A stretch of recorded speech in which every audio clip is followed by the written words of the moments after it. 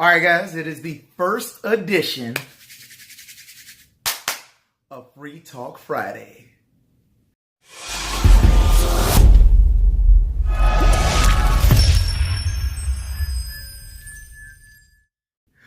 Welcome, guys. Welcome back to the channel. It's your boy, Hardbody Ty. As you guys know, on Fridays, we talk about any and everything that I basically want to talk about. These do not follow a certain structure, like most of my videos don't anyway, but these do not necessarily have to be contained to the realm of fitness because I like to talk about a lot of stuff. And the point of the channel is to talk to you guys about anything. I like to have it as basically a set up one-on-one conversation with this camera right here in front of me. So with that being said, today's first ever Free Talk Friday is going to be about my life as a personal trainer and the typical personal trainer experience. I'll probably cater more towards the typical personal trainer experience, but I'll mix in elements of how I got here. And if you're somebody who's looking to be a personal trainer, this might be a good video for you to watch and reference. I know I've made a video in the past about how to pass your certification exam if you were going through NASM. You can watch this video right here as a sequel to that. That video is a little bit more informative. This video is definitely going to be informative, but it's a little bit more of an insight as to what I do on a day-to-day basis, so to speak, or what most trainers do, not just necessarily me. First things first, and I'm just talking freely here. How did I become a personal trainer? So when I got into fitness, well, first of all, I was always into the gym. But when I got into working out and doing this professionally and becoming a trainer, most trainers will tell you the desire to do it came from something a lot more noble. They'll tell you, this is funny. They'll tell you, oh, I want to motivate people. I want to inspire people. I feel like I can make an impact in the fitness. And maybe they do feel that way. Maybe they do. I know for myself, and I'm speaking strictly for me, but I think I can speak for a couple other trainers on this. We got tired of what we were doing before. Whatever the 9-to-5 life was for some of us were working corporate jobs, whatever that is, a lot of us simply got tired of it. We did not love what we were doing before we got into this. And so it's hard to do something. It's hard to get up 8 in the morning, 7 in the morning, and get home at 6:30, 7:30 and hate your job. Some of y'all can relate to this now. You just hate your job. So for me, getting into it was more so I was in a point where I did not know what I wanted to do. I knew I was smart. I knew I could speak well. I knew I was intelligent. I knew all of that stuff, but I just never really found a place where I was like, this works, until I got into the fitness side of things, until I got into training people and designing programs, which is two things I love to do. I love to do it, right? And when you love what you do, it can never work. That's what they say, when you love what you do. Let me tell you something. I love what I do. I don't like what I do. I don't tolerate what I do. I don't get up in spite of what I do. I genuinely love what I do. Every day is an opportunity to enjoy what I do, and I take full advantage of it. I really, really love what I do. But I didn't always love what I did, and I'm going to get into that now. So when I got started into this, obviously I was hating what I did, and so I looked up certifications. And this is like I said, most trainers will do this. You look up a certification if you didn't already go to school and get your degree in exercise physiology, because if you did that, you don't need the certification. But if you were like me and you did not get said degree, you went through a certifying body. Y'all know some of them: NASM, ISSA, plenty of them, ACE. You went through, you studied, you practiced your exam. I worked my butt off for my exam. I practiced so many questions. And then when I went in there, I had 2 hours to take the exam, passed it in 20 minutes. I was in and out of there. And I feel like giving back. That's why I made the previous video to this years ago about how to pass that. Y'all can watch that. I'll put that in the link. Anyway, put it in the description box. Anyway, so I was going through, and I remember my first ever personal training gig. And this is where it kind of gets into like some true story stuff. So my first ever personal training gig, I'm not going to name the gym. I don't know if they'll ever watch this video about, I don't want to deal with any like legal stuff. I don't want anybody tripping. We'll just say this gym is, what's that gym from, Dodgeball? Average Joe's. We'll say I was trying to get a job at Average Joe's. And I remember going in, fresh off my certification. I could have been certified more than a couple weeks. But I was already looking for that job, man. And I got brought in for an interview at Average Joe's. And I go in there and they're talking to me and they're asking, they're plugging my brain, asking me about, what do you see? Where do you see yourself in a couple years? Same typical BS questions any job asks you. Any place will ask you this. But, it's personal training I wanted to do. I was like, I want to work out and I want to help people get in shape and help people lose weight. And I was so young and naive at that time that I just thought that, hey, if you had that certification, you were good. You were straight. You knew nutrition. You knew calories. You knew exercises. And then not to mention, if you worked out yourself, you really were ahead of the game. That's what I thought. And man, that was a rough interview. The interview was fine. I mean, like I said, I could talk my way out of almost anything. The interview was fine itself, but then they started breaking down sales and marketing. And the good thing is, I'll tell anybody this. If you're looking to get into fitness and personal training, if you think you're going to make a lot of money out the gate, first of all, you're very, very wrong. Secondly, you're probably a little slow in the head. That's not how it works. But the funny thing about it was I had no idea it was so much sales to this. I had no idea. I thought it was just, hey, you go in, people like you, they see you, they hire you, you get your clients, you make money. No. That was way, way off. And then not only that, you got to actually be able to practice what you preach and apply knowledge. So that's another thing. And when I mean apply knowledge, I don't mean just putting somebody through a workout. So let me get back to the interview. What happened was I was in my interview, and they were like, well, we like you. Let's see what you can do. We're gonna let you train our personal training director.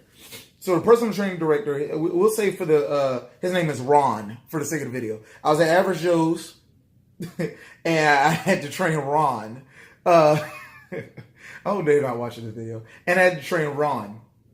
So it wasn't, remember, this was years ago.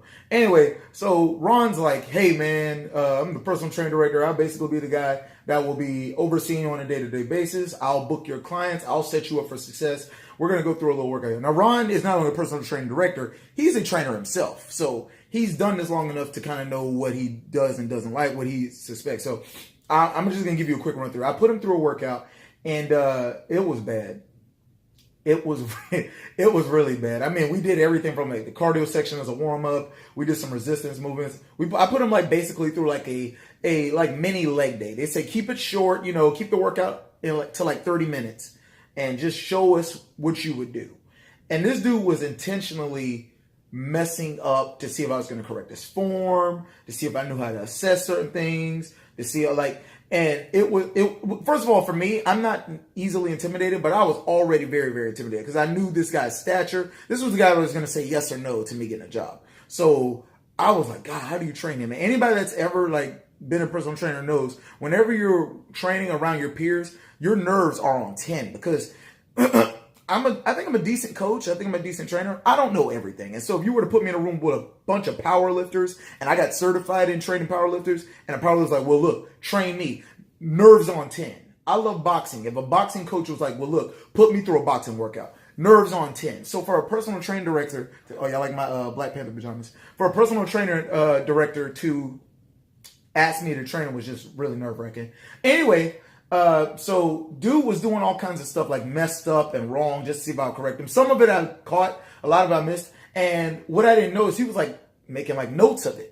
So at the end of the workout, I feel defeated. I feel like, oh my God, I bombed this. And I was right, I did. And he's naming everything I did wrong and where I could have assessed better. He's like, yeah, out here you didn't mention this cue about my knees or my elbows. Now, in hindsight, that's the perfect way to do two things. A, discourage somebody, and B, to make them feel like they're not qualified to do what they do. Now, for me, it served to my advantage because it motivated me to become better at what I did. It motivated me to become qualified.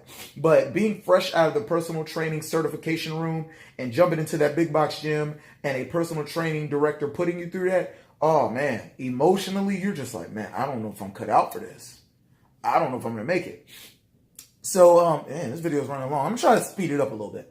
I get caught up talking. Anyway, so one thing led to another, and I ended up becoming certified at a different gym because I put my knowledge to use. Ended up working with clients, and then I ended up going into, a lot of y'all know Orange Theory Fitness, started doing that and doing group classes. And so long story short, I'm where I'm at now because I learned how to sell myself. I learned how to market myself. I learned how to make the most out of my personality. Took a little while. And even then, when I'm getting used to new people, it takes a while to ease up to them because you have to be yourself at all times. You cannot be fake. And so in order for me to be myself, I have to get to know people to truly open up. Not saying I'm a recluse or I'm introverted. If you get to know me, not even if you know, if you met me in the street, I'm pretty cool. But it's just one of those things. There's so much to the business of it outside of what you actually do. There's so much to it, man, outside of dumbbells and push-ups that you have no idea. So this is where I get into that part where it's the typical personal trainer life. Most trainers avoid the 9-to-5 life and end up doing the 3 to 10. And what I mean by the 3 to 10 is a lot of trainers are up at between 3 to 4 a.m. and probably don't go to bed till like 10 a.m. because they are training clients all day, especially if you're a big box gym coach. That's just the life. You'll go and you try to book as many sessions as you can. A lot of times those sessions will be 30 minutes, but if you got a couple dedicated ones, you may end up with an hour session and you're trying to, you're on that grind. You're working that clock. You're trying to get your money. But again, it goes back to what I said earlier. This lifestyle is not for everybody because it can be discouraging. If you're looking for a high paying job out the gate, this is not it. My paycheck, my income is a direct reflection of my efforts. The harder I work, the more money I get. The more clients I get, the more money I get. If I'm being slothful, if I'm lazy, if I just want to chill, ain't no income. Ain't nothing coming in, bitch. Ain't no money coming in. So if you really want to do this and you really want to be successful at it and you really want to make you some decent money, you have to understand that you have to be a go-getter. You have to be a self-starter and you have to be somebody who's a very, very good manager of time.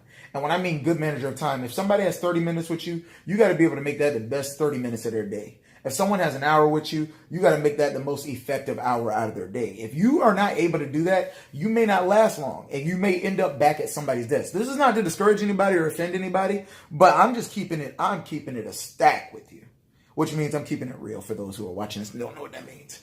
I'm keeping it a stack with you. It's not for everybody. And as I'm talking, I'm reflecting on like stuff I've been through. Man, I remember coaching people and people writing notes about me to gym management. Like, this guy is terrible. Oh, he's terrible. Fire him. Man, thank God. I'm truly grateful. A lot of people have given me opportunities. Everybody from Vegas to, Florida. Now I live in Orlando. There are a lot of people who took a chance on me and I made good on that chance. I made good on that opportunity and I was able to work myself up into certain positions, man, because if I took everything somebody said about me to heart, man, I would have been messed up. And I think that's another reason why I'm mentally strong. You have to be mentally strong to do this. To work in any sales, if you're a realtor, if you're anything where it requires you to talk to people, put on a smiling face and make their day, and at the same time, be able to feel like they are investing in you rather than just paying for you, because there's a difference. You don't want to be a bill. You want someone to say, hey, man, how much are you? And now it's funny. I remember I used to be very timid about giving my prices, but now I will boldly tell somebody. I'm not going to tell you what my numbers are, but I can charge anywhere. Man, I used to be timid to ask for $30 an hour for personal training. Now, man, for an hour of my time, depending on the circumstances, man, you gonna write that check. But it came with time. I understood my value. My mental strength is on 10, and that's not something that everybody's gonna have. So quick thing for personal trainers, and again, giving you guys just a day in the typical life. What do? You wake up early. You go to the gym. You go to your fitness studio, whatever you do, and you punch that clock. You put in your work. You handle out your sessions, you coach your classes, you run your boot camps, whatever you got going on. You might get a little break in the middle of the day. That's the time for you to run errands, get some food, go back to some normalcy of your regular life. If you got a wife, kids, you may see them for a couple hours. You might. But then you got to go back at some point. Some of us may have to go back in the evening and get some more sessions or run an evening boot camp or do evening classes. And by the time you're done with all that, it's probably 8:30 or 9. When have you worked out? Did you get a chance to work out today? No. Now you got to go work out. And then you got to go home and try to get some sleep and do it again. And for a lot of people, this is why they don't last, because if you're not an effective manager of your time, you'll find yourself burnt out within the first couple of years of doing this. I've been doing this going on 5 years, I can happily say I'm not burnt out. But there was moments where I was definitely close. And I needed balance, and I took time off. It may cost you a little money. It may cost you some sessions, but you're going to make more money in the long run, because if you're happy and you're healthy and you're excited about what you're doing, people will continue to invest in you and you'll continue to grow. If you are dragging it and you are back to back with the clients, man, you're going to be burnt. And not to mention, there's so many other things. Sales, like I talked about, programming, so many things you got to do outside of just training that is, man, it's rough. Don't even get me started on nutrition and the stuff people are going to ask you, or if we really get that deep down into it, people's genetic conditions, or how to deal with movement and assessment. Oh man, it's real, man. It's real. So my advice, in anything you do, you have to be very mentally tough to be good at it. And this channel is going to be more towards giving you guys good advice to be mentally stronger. Why am I out of focus? There you go. Being mentally strong. Being the best version of yourself, but doing it here before you can do it here. That's just what I'm going to get on. I know I went on kind of a rant, but that's why it's free talk, man. I'm going to say what I want, man. If I got off point, I'm going to do that on Fridays. Today's actually Wednesday, but this video will go up on Friday, so it's a free talk video. With these videos also, I want to talk about everything. Let's talk about anything but politics and religion. Let's talk about everything, right? If you want my 2 cents on something, ask me, man. I'm going to tell you. And you might like what you hear. You might hate what you hear, but I love talking about everything. Let's talk about movies and sports and relationships and crazy women, because Lord knows I know a few. And I've been in some ugly stuff. But with that being said, man, if you are looking to do this professionally and you want to be a great trainer and a great coach, there's a couple of things you need to remember. As I said, one, be a good manager of the time. Manage your time very, very well.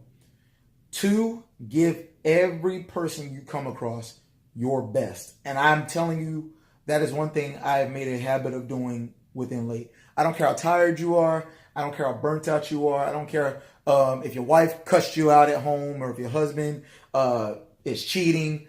Your clients don't know that. Your clients don't need to know that. They need the absolute best out of you. They pay their money because they're expecting you to provide a service of the highest quality, and you have that obligation.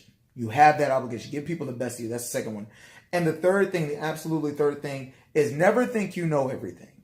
Never, ever, ever, ever think you know everything. Like I said, it's okay to be confident in your skill set. It's okay to know what you do well, but never think you know everything just because you're a trainer. And there's a lot of people that feel like because you're a trainer, you should know things about this, and this. If I don't know something, I tell people I don't know, but let me find out, because I got a few friends that may know something about it. I have a niche. I know what I do well. Other trainers have niches and they know what they do well. And I have made a very good effort to network with people. And that's another thing. Network, man. Go out and talk to people. Get to know people in different businesses and different phases of their life, because you'll be surprised what they can impart to you. And all of this is money aside. Just getting knowledge from different people is it going to be a big, big benefit. Because the more you know, there's definitely a lot of psychology involved into it. But that's going to set you up to be successful in this game. Study hard if you're taking that exam. If you're thinking about doing this, understand that the market is saturated. Everybody in the world thinks they're a personal trainer. Everybody in the world thinks they can be a personal trainer. But what separates you from the next dude across the street? What separates me from the next YouTuber? You have to be comfortable in your own skin and be able to embrace that. So it comes with its challenges. But like I said in the very beginning of this video, I love what I do. I do, y'all. It's Free Talk Friday. Like I always tell you guys, the advice is free. Hustle is sold separately, guys. Shoot me an email if you want me to talk about anything outside of politics and religion. Anything if you just want my 2 cents on it and maybe laugh at my expense. I think the next one, well, I'm not going to tell you what the next topic will be next Friday. But, yeah, I like this. And I'm going to keep doing these. So, y'all be good, y'all.